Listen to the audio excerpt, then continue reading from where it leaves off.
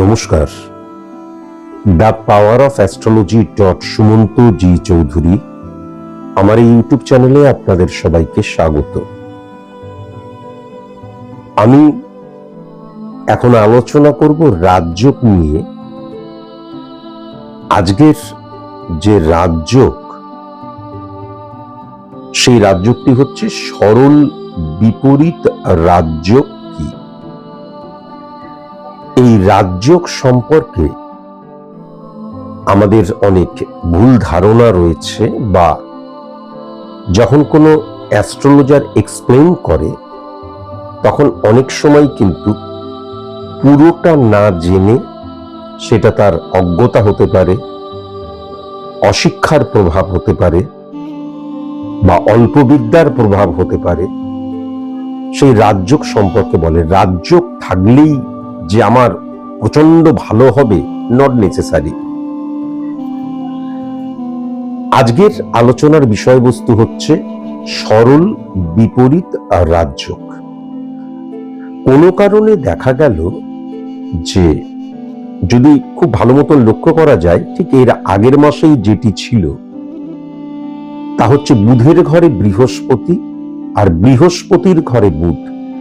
তাহলে এই যে বিপরীত যোগ সৃষ্টি হচ্ছে, বুধের ঘরে বৃহস্পতি, বৃহস্পতির ঘরে বুধ, এটা কিন্তু রাজযোগ সৃষ্টি হচ্ছে না। এই বিপরীত যোগ সবসময় রাজযোগ সৃষ্টি করে না।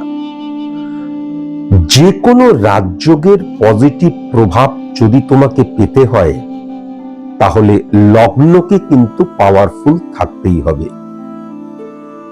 লগ্নকে পাওয়ারফুল থাকতে হবে। তারপর 10th হাউসটা ভেরি ভেরি ইম্পর্টেন্ট। লগ্ন যদি কখনো দুর্বল থাকে, তাহলে যতই রাজযোগ সৃষ্টি হোক, সেটা কখনো কার্যকারী ভূমিকা গ্রহণ করবে না তোমার জীবনে। লগ্নের ক্ষেত্রে 10th হাউসটা অনেক সময় মেবি মে নট বি দুর্বল বা এভারেজ থাকলে পরেও কিন্তু রাজযোগের প্রভাবে 10th হাউস পজিটিভ ফল দিতে শুরু করে। কিন্তু লগ্ন যদি কখনো তোমার দুর্বল হয়, নিচস্থ হয়, লগ্নের অধিপতি গ্রহ, তাহলে কোনো মতেই কিন্তু তুমি রাজযোগের প্রভাব পাবে না, সেটা যে কোনো রাজযোগই হোক। সরল বিপরীত রাজযোগ সৃষ্টি হয় মূলত কিন্তু 6th হাউস, 8th হাউস এবং 12th হাউস দ্বারা। বাদবাকি অন্য কোনো হাউস রিপ্রেজেন্ট করছে আমাদের জীবনের যা যা দিককে। সেখানে যদি একটি গ্রহ যেই ঘরে বসে আছে, সেই ঘরের অধিপতি গ্রহ আবার সে অন্য ঘরে বসে রয়েছে, মানে বুধ এবং বৃহস্পতির যে এক্সাম্পলটা দিলাম, রাজযোগ সৃষ্টি হবে না। সরল রাজযোগ সৃষ্টি হয় কেবলমাত্র 6, 8 এবং 12 কানেকশনের মধ্যে। 6th হাউস, 8th হাউস এবং 12 হাউসের কানেকশনের মধ্যে। কিন্তু মাথায় রাখার প্রয়োজন আছে, এই ক্ষেত্রে অবশ্যই এটা মাথায় রাখার প্রয়োজন আছে, আমার কোনো কারণে দেখা যাচ্ছে, এক্সাম্পল স্বরূপ বলছি, 8th হাউসের অধিপতি গ্রহ পাওয়ারফুল, দেখা গেল সে 12 নম্বর ঘরে বসে আছে, 12 নম্বর ঘরের অধিপতি গ্রহ পাওয়ারফুল, 8th হাউসে বসে আছে। এই যে বিপরীত যে বসে থাকা রাজযোগ সৃষ্টি হচ্ছে, সেটা কখনো কিন্তু সুফল দেবে না।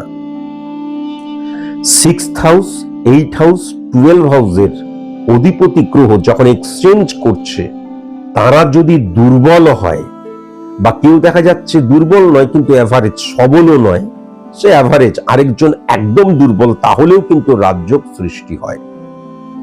কিন্তু আমার যদি 6th হাউস, 8th হাউস, 12 হাউসের অধিপতি গ্রহ পাওয়ারফুল, আরেকটি অধিপতি গ্রহ পাওয়ারফুল, এবার এক্সচেঞ্জ করছে, তাহলে কোনো মতেই কিন্তু সরল রাজযোগ সৃষ্টি হচ্ছে না, বা সরল রাজযোগ সৃষ্টি হলেও সেটা কখনো আমার জীবনে সুফল দেবে না।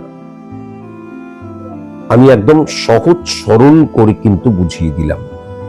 এবার এই যে সরল রাজযোগ সৃষ্টি হচ্ছে, সেটা কখনো এই রাজযোগ দেখা গেল সৃষ্টি হচ্ছে 8th হাউস আর 6th হাউসের মধ্যে পরিবর্তন যোগ সৃষ্টি হচ্ছে, দুটোই দুর্বল গ্রহ এক্সচেঞ্জ করছে, ভেরি নাইস।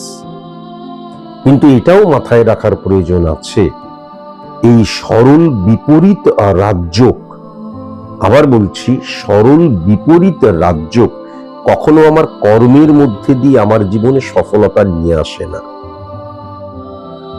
অন্যের ধনে ধনী হয়ে যাওয়া দেখা যায়, বা এমন কোনো একটা অপরচুনিটি এলো, হঠাৎ করে আমি অর্থ পেয়ে গেলাম, কারোর দ্বারা সফল হয়ে গেলাম, এটা কিন্তু লক্ষ্য করা যায়। কখনো আমার কর্ম, আমার কঠোর কঠিন পরিশ্রমের মধ্যে দিয়ে, যেটা আমি বলে এসেছি, success is the maximum utilization of ability that you have, তার মধ্যে দিয়ে কখনো কিন্তু সে সফল হতে পারে না। বিপরীত, সরল বিপরীত রাজযোগ সবসময় কোনো একটা এমন অপরচুনিটি বা কারোর দ্বারা, কোনো সিচুয়েশনের দ্বারা বা কোনো একটা প্রভাবের দ্বারা হঠাৎ করে দেখা গেল সফলতা, মানে 95 থেকে 98% অর্থনৈতিক সফলতাকেই আমরা বুঝি। হঠাৎ করে দেখা গেল পৈতৃক কোনো সম্পত্তি, বিপুল সম্পত্তি পেলাম, হয়তো আমি সেটা আশাও করিনি যে কোনোদিন পাবো বলে। ইম্পর্টেন্ট ফ্যাক্টর যেটা 8 হাউস, 6 হাউস, 12 হাউসের এই যে এক্সচেঞ্জ হওয়া এবং দুর্বল থাকা, কিন্তু লগ্নকে অত্যন্ত পাওয়ারফুল থাকতে হবে, লগ্নের অধিপতি গ্রহকেও পাওয়ারফুল থাকতে হবে। অনেক সময় লক্ষ্য করা যায় কারোর নেগেটিভ সিচুয়েশন আমার জীবনে সফলতা নিয়ে এলো। আমি কোন রকমের নাম বলতে চাই না, এরকম আমরা দেখেছি যে দুজন নায়িকা রয়েছেন, একটু ভালো মতন ইতিহাস ঘাটলেই জানা যায়, দুজন নায়িকা রয়েছেন, দুজনেই মোটামুটি অ্যাভারেজে চলছে, একজন একটু কম বা বেশ খানিকটা কম, আরেকজন কিন্তু তুখর। সাডেনলি অকস্মাৎ তিনি নয় আর অভিনয় করবেন না বলে ঠিক করলেন, বা অকস্মাৎ দেখা গেল তিনি মারা গেলেন, বা যে কোনো ভাবেই হোক অভিনয় থেকে সরে গেলেন।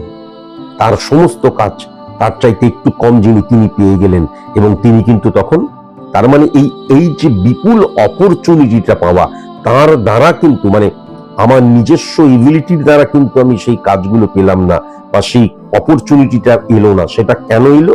আরেকজন কুইট বা গিভ আপ করে নিল, বা সরে গেল, বা হোয়াটএভার, যেভাবেই হোক অভিনয় লাইন থেকেই কিন্তু একদম বিদায় নিয়ে নিল। তার সমস্ত কাজ আমি পেলাম, এবং তখন কিন্তু নিজেকে প্রমাণ করার বা আরো বিপুল ভাবে সফল হওয়া, সেটা কিন্তু সম্ভব হলো।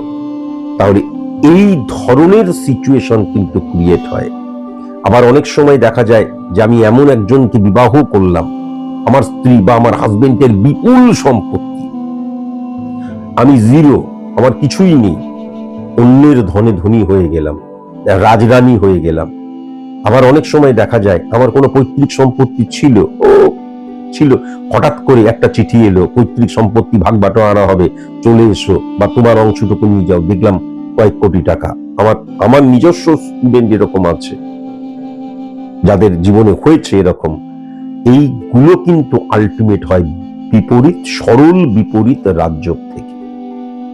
তাহলে সরল বিপরীত রাজযোগ তখনই তোমার জীবনে, আমাদের প্রচুর মানুষের জীবন, এবং বিশ্বাস করবেন না আপনারা, আমারও কিন্তু সরল বিপরীত রাজযোগ আছে, 5 পয়সা কোনোদিন জোটেনি, হয়নি। তাহলে সেটা তখনই সম্ভব যখন আমার লগ্ন অত্যন্ত পাওয়ারফুল থাকবে, লগ্নের অধিপতি গ্রহ অত্যন্ত পাওয়ারফুল থাকবে, এবং 8 হাউস, 6 হাউস, 8 হাউস, 12 হাউস, যাদের মধ্যে সরল বিপরীত রাজযোগ সৃষ্টি হচ্ছে, সেই সমস্ত গ্রহ অত্যন্ত দুর্বল থাকবে, পীড়িত থাকবে, পাওয়ারলেস থাকবে, তবেই কিন্তু সরল বিপরীত রাজযোগ হওয়া সম্ভব। আজকের মতন এটুকুই। নমস্কার।